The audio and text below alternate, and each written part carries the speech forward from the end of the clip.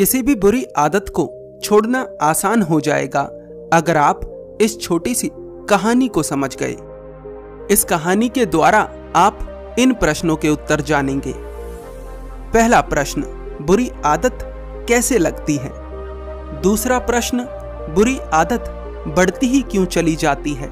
तीसरा प्रश्न, लाख प्रयास के बाद भी बुरी आदत क्यों नहीं छूटती? चौथा प्रश्न, बुरी आदत को कैसे छोड़ें? एक बार एक लड़का एक महात्मा के पास आता है और कहता है, महात्मा जी, मुझे नशा करने की बुरी आदत है। मैं इसे छोड़ना चाहता हूं, पर बहुत प्रयास के बाद भी ये छूट नहीं रही है। मुझे मेरे मित्र और परिवार वालों ने बताया कि आप मेरी सहायता कर सकते हैं, इसीलिए मैं बड़ी आशा लेकर आपके पास आया हूं। कृपा कर मेरा मार्गदर्शन करें।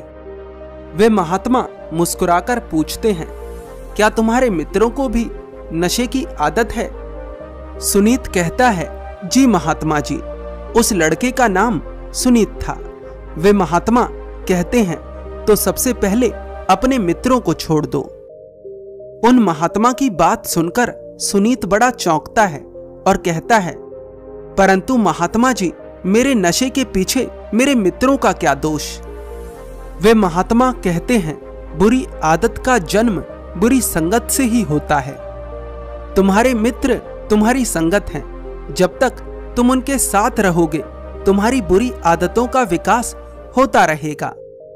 सुनीत कहता है, ठीक है, मैं उन्हें छोड़ दूंगा, पर समस्या ये है कि मैं उनके बिना भी नशा कर लेता हूं।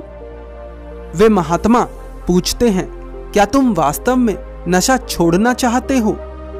सुनीत कहता है, जी महात्मा जी, मैंने बहुत बार प्रयास करा, पर हर बार मैं हार गया।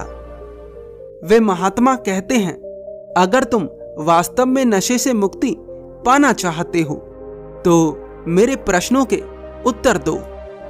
सुनीत कहता है, पूछिए महात्मन। वे महात्मा कहते हैं, अगर तुम्हारे पैर में कांटा लग जाए तो तुम सबसे पहले क्या करोगे?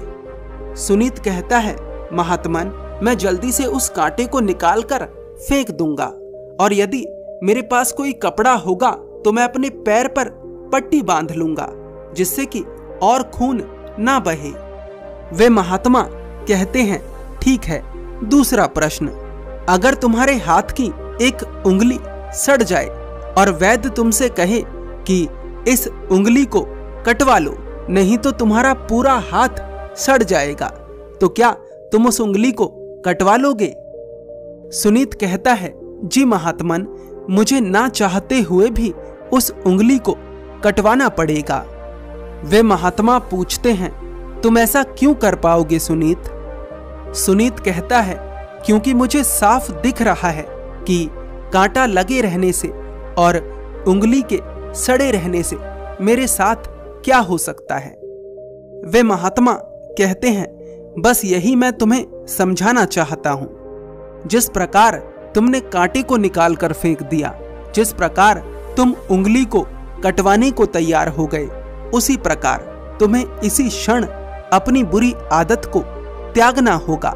इसके अतिरिक्त कोई और तरीका नहीं है अपनी बुरी आदत से मुक्ति पाने का। कांटे का दर्द दिख रहा था, हाथ की सड़न दिख रही थी, लेकिन इस नशे के द्वारा जो तुम्हारे भीतर हो रहा है उसे तुम देखने में असमर्थ हो। इसी वजह से तुम इसे छोड़ नहीं पा रहे हो। किसी भी बुरी आदत को त्यागने का सिर्फ एक तरीका है, उसे तत्क्षण छोड़ दो।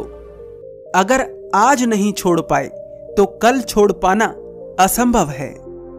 संकल्प लो और छोड़ दो, जैसे कांटा निकालकर फेंका था। और अगर मुश्किल लगता है तो जूझते रहो। धीरे धीरे बुरी आदत को छोड़ने का कोई तरीका नहीं है, क्योंकि धीरे धीरे तो बुरी आदत का विकास हो रहा है। हर बीतते क्षण के साथ बुरी आदत मजबूत हो रही है। इसलिए अगर छोड़ना चाहते हो तो आज और अभी छोड़ दो। उस लड़के को तो उन महात्मा की बात समझ आ जाती है। पता नहीं उसके बाद वह अपनी बुरी आदत को छोड़ पाता है या नहीं, लेकिन तरीका यही है। इस कहानी से हमें 4 प्रश्नों के उत्तर मिलते हैं। पहला, बुरी आदत पैदा होती है बुरी संगत से, सबसे पहले उसे छोड़ो।